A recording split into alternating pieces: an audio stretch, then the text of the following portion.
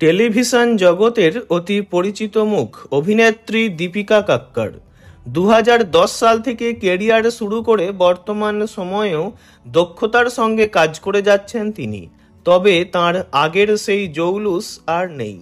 চলতি বছরের এপ্রিলে যকৃতে ক্যান্সার ধরা পড়ে দীপিকার।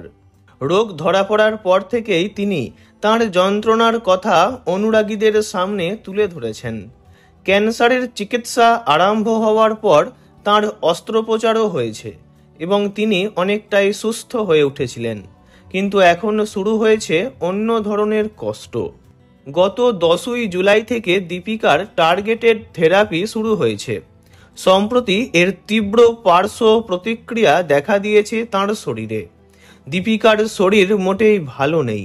সারাক্ষণ গা বমি বমি ভাব এবং মাথা ঘোরানোর মতো উপসর্গ তো রয়েছেই।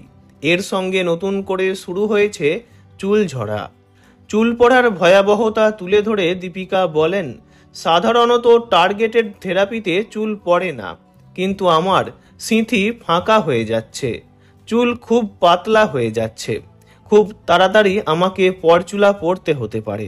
এছাড়াও সারা মুখে ঘা হয়েছে। যন্ত্রণা এখানেই শেষ নয়।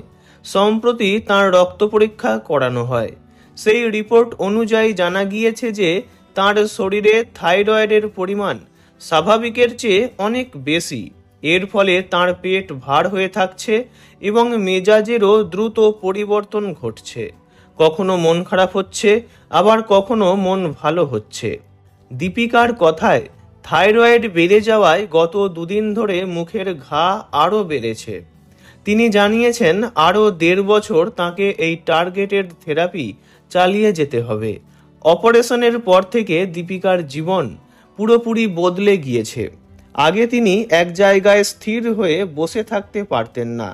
অভিনয় থেকে শুরু করে বাড়ির কাজ, সব সময়ে কোনো না কোনো কাজে নিজেকে ব্যস্ত রাখতেন। বর্তমানে শরীর আর সায় দিচ্ছে না দীপিকার, ফলে তিনি চাইলেও আগের মতো সক্রিয় হতে পারছেন না। সকলেই ওনার জন্য প্রার্থনা করেছেন। উনি দ্রুত সুস্থ হয়ে উঠুন, এই কামনাই করি। ভিডিওটি এইটুকুই। বিনোদন জগতের সব রকম খবরাখবর জানতে চ্যানেলটি অবশ্যই সাবস্ক্রাইব করবেন। ধন্যবাদ।